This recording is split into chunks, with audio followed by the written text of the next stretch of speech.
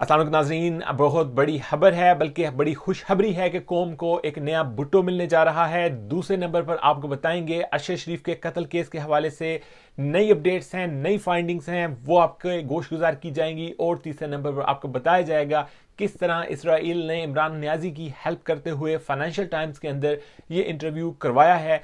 क्या इंटरव्यू में कहा है ये भी आपको बताया जाएगा। लेकिन इससे पहले दरख्वास्त है कि अगर यूट्यूब से या फेसबुक से आप हमें देख रहे हैं तो अपनी पार्टी की एफिलिएशन जरूर बताइए, किस पॉलिटिकल पार्टी को आप पसंद करते हैं। नून लीग को पसंद करते हैं, पीटीआई को पसंद करते हैं, जेयूआई को पसंद करते हैं, पीपल्स पार्टी को पसंद करते हैं। नीचे कमेंट बॉक्स में जरूर लिख दीजिए। बड़ी खबरें हैं नाज़रीन, बड़े मामलात हैं पाकिस्तान के अंदर। जो अंदर खाते चीज़ें चल रही हैं इंतहाई खतरनाक हैं, इंतहाई खुश आइंद भी हैं और पाकिस्तान की बेहतरी के लिए बहुत ही ज़रूरी हैं।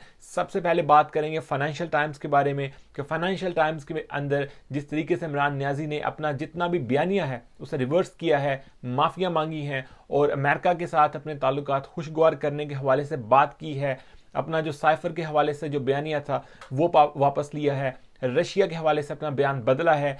ये सारी चीज़ों की ज़रूरत क्यों पेश आई, कैसे ये सब कुछ हुआ, ये आपको बताते हैं। लेकिन सबसे पहले आपको ये बताते हैं कि ये इंटरव्यू हुआ कैसे है। नाज़रीन, जो भी मामला नियाजी साहब के साथ बन चुके थे उसमें नियाजी के बारे में हम आपको पहले भी सारा कुछ ब्रीफ करते रहे हैं कि किस तरीके से भारत और इसराइल से इमरान नियाजी को एक खास किस्म की सपोर्ट हासिल है। जब मामला बिल्कुल आउट ऑफ कंट्रोल हो गए, इमरान नियाजी को बता दिया गया कि उससे भुट्टो बनाने की तैयारियां कर ली गई हैं और जिस तरीके से आर्मी के खिलाफ, इस्टेब्लिशमेंट के खिलाफ इमरान नियाजी ने जितना भी जहर उगला है, उसके बाद जो वो वाली साइड है वो माफ़ करने के लिए तैयार नहीं है। एक तरफ मैं आपको बहुत बड़ी अपडेट देता चलूँ, बहुत बड़ी न्यूज़ है, ज़राए से हमें मालूम पड़ी थी कि एक मौका ऐसा भी आ गया था कि जब उन्होंने कहा कि इसकी जो वीडियोस हैं, जो फ्रेंजिक करके उन्होंने अपने पास रख छोड़ी थी, इसे पब्लिक कर दिया जाए। लेकिन बाजवा साहब की एक खास रिक्वेस्ट पर इन वीडियोस को रोका गया। इस हवाले से मैंने कुछ वीडियोस भी की, मेरे तहफ़्ज़ात थे बाजवा साहब के बारे में। लेकिन मुझे जो बाद में मालूमात दी गई उसमें यही कहा गया कि बाजवा साहब नहीं चाहते कि उनके टेन्योर में ये सब कुछ हो। इसकी स्टोरी जो मेरे ख्याल से कुछ ऐसे ही बनती है कि आप जैसे कुर्बानी के कोई जानवर पालते हैं और उन्हें आप बड़ा करते हैं, साल, 1.5 साल, 2 साल वो अपने पास रखते हैं, लेकिन जब कुर्बानी का वक्त आता है तो आप उसे देख नहीं सकते। मेरे ख्याल से, मेरे जहाँ तक की कैलकुलेशन है, बाजा साहब भी कुछ ऐसी सिचुएशन का शिकार हैं कि वो नहीं चाहते कि जिन्हें उन्होंने पाला, जिसकी उन्होंने नैपियाँ चेंज की, जिसे उन्होंने इतना पैम्पर करके इस तरीके से उसे वज़ीर आज़म भी बनाया और उसके पीछे खड़े हुए बड़ी सपोर्ट की उसे, वो नहीं चाहते कि उनके सामने वो सारे मामला हों, उनके सामने वीडियोज़ आएँ, उनके सामने इसे भुट्टो बनाया जाए। वो चाहते हैं कि नई जो कमांड आए वो आकर ये सारे मामला करें, वो पीछे रहकर बस इस चीज़ को देखना चाहते हैं। वो नहीं चाहते कि उनका जो वर्किंग रिलेशन रहा है उसमें फिर उन्हें कोई तकलीफ हो। लेकिन ये चीज़ मैं आपको कंफर्म करता चलूँ कि एस्टेब्लिशमेंट ने, अथॉरिटीज़ ने ये चीज़ कंफर्म कर दी है कि वो इसे नहीं छोड़ेंगे, इसे वो भुट्टो बनाकर ही छोड़ेंगे।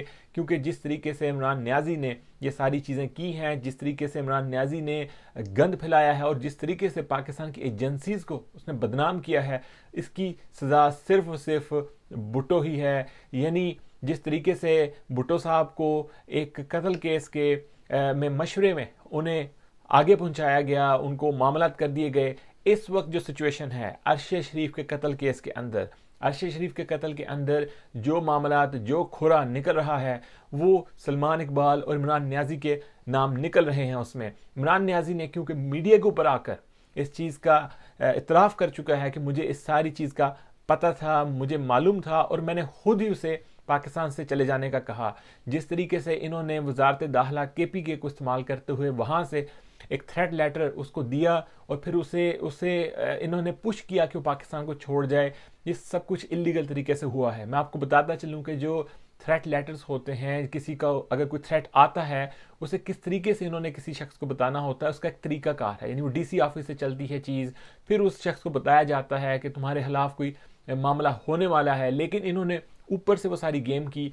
तो इन सारी चीज़ों के अगर इसे लीगली देखा जाए तो इसका इल्ज़ाम सारे का सारा नियाजी साहब के ऊपर आता है और ये तकरीबन वैसा ही केस बनता है जो भुट्टो साहब के ऊपर बना था और उसके बाद फिर जो हुआ पूरी दुनिया ने देखा। इस सारी चीज़ के अंदर अभी भी बाजवा साहब और नवाज शरीफ जो है इटसेल्फ वो तैयार नहीं है कि इसे इस तरीके से फारग करवाया जाए, वो कोई और हल चाहते हैं। लेकिन इस्टेब्लिशमेंट जो है वो फैसला कर चुकी है कि हमारे पास सबूत आ चुके हैं, हम इसको किसी करप्शन के केस में या किसी और चीज़ के अंदर अगर इन्वॉल्व करते हैं तो हमारी जो अदालतें हैं वहाँ पर जो लोग बैठे हुए हैं अभी भी जो इनको फेवर करते हैं वो किसी ना किसी तरीके से इसे फेवर कर देंगे। लेकिन ये जो चार्ज है ये एक तो इमोशनल भी है, दूसरा इसके अंदर क्रिमिनल चार्जेस हैं, इसमें न्याजी की छूट जो है वो नहीं होगी। और इसी तरीके से पहले भी भुट्टो साहब को भी इस तरीके से इन्होंने दुनिया से फारग करवा चुके हैं, पाकिस्तान से जान छुड़वा चुके हैं। तो ये एक बेहतरीन एक हल होगा कि न्याजी साहब को भी वहाँ पर भेज दिया जाए जहाँ से फिर उनकी वापसी मुमकिन ना हो सके। इन सारी मालूमात को जब न्याजी साहब तक पहुँचाया गया तो फिर वो पैनिक हुए। उसके बाद फिर उन्होंने अपने जितने भी जानने वाले हैं, अपने जितने भी पीछे लोग बैठे हुए हैं उनसे राब्ते किए। फिर फाइनेंशियल टाइम्स का ये इंटरव्यू अरेंज करवाया गया, वही फाइनेंशियल टाइम्स के जिसने न्याजी साहब का सारा कुछ खोल के रख दिया था। उन्होंने बताया था कि किस तरीके से न्याजी ने फार्म फंडिंग जो है उसको इस्तेमाल किया, किस तरीके से इसने मनी लॉन्ड्रिंग की, और उसी फाइनेंशियल टाइम्स के अंदर इसकी सारी स्टोरीज लगी थी। इसको कभी हिम्मत नहीं हुई कि वहाँ पर जाकर ये उनको उनके खिलाफ कोई चैलेंज कर सके, उन्हें कोर्ट में लेकर उन्हें लेकर जाए, उनके खिलाफ कोई कार्रवाई करे। दूसरों के खिलाफ ये बड़ी बातें करता है लेकिन अपने इसके केसेस उसके अंदर ही मौजूद हैं। आप गूगल कर लें, आप जाकर देख लें, आपको सारी चीज़ें वहाँ पर नज़र आ जाएंगी। और फिर उसी फाइनेंशियल टाइम्स को प्रेशराइज करवाकर इसका इंटरव्यू करवाया गया। फिर इसने वहाँ पर माफ़िया मांगी, इसने साइफर के हवाले से कहा कि मैं इसके ऊपर यूटर्न लेता हूँ, वाज़े तौर पर इसने कहा। उसके बाद रशिया के हवाले से इसने कहा कि मुझे तो मालूम ही नहीं था कि वहाँ पर यूक्रेन और रशिया का वहाँ पर कोई मामला चल रहा है, मैं उसके ऊपर भी वापस अपने जो अल्फाज हैं वो लेता हूँ। इस सारी सिचुएशन के बाद इसके जितने भी फॉलोअर्स हैं इंतहाई स्ट्रेस में हैं, उन्हें मालूम नहीं पड़ रहा, उन्हें समझ नहीं आ रही कि हम क्या करें। लेकिन ये जो कुछ कर चुका है नाजरीन, मैं आपको बता चुका हूँ कि एस्टेब्लिशमेंट एक जहन बना चुकी है कि इसे भुट्टो रोल मॉडल के ऊपर इसे चला दिया जाए और फिर फारग कर दिया जाए। नाजरीन ये एक और एक्सट्रीम लेवल की एक चीज़ होगी, लेकिन भुट्टो का जो मामला था वो डिफरेंट था क्योंकि उसके पीछे एक फैमिली थी, उसका एक वोट बैंक था, उसके मामला जो थे वो डिफरेंट थे। उसने कुछ किया था, उसने कुछ डिलीवर किया था पाकिस्तान को। न्याजी साहब के साथ अगर ऐसा होता है, जो मानना है इस्टेब्लिशमेंट का कि अगर ऐसे मॉडल के ऊपर इन्हें फारग करवाया जाता है, तो नाजरीन मेरे पास जो इतलात हैं इस्टेब्लिशमेंट की तरफ से, ज़राए की तरफ से, वो यही है कि न्याजी साहब को महीना 2-3 महीने को मैक्सिमम कोई साल याद रखेगा। उसके बाद सिर्फ और सिर्फ इनकी पहचान एज अ क्रिकेटर ही रह जाएगी, या शौकत खानम के हॉस्पिटल के तौर पर इन्हें याद किया जाएगा।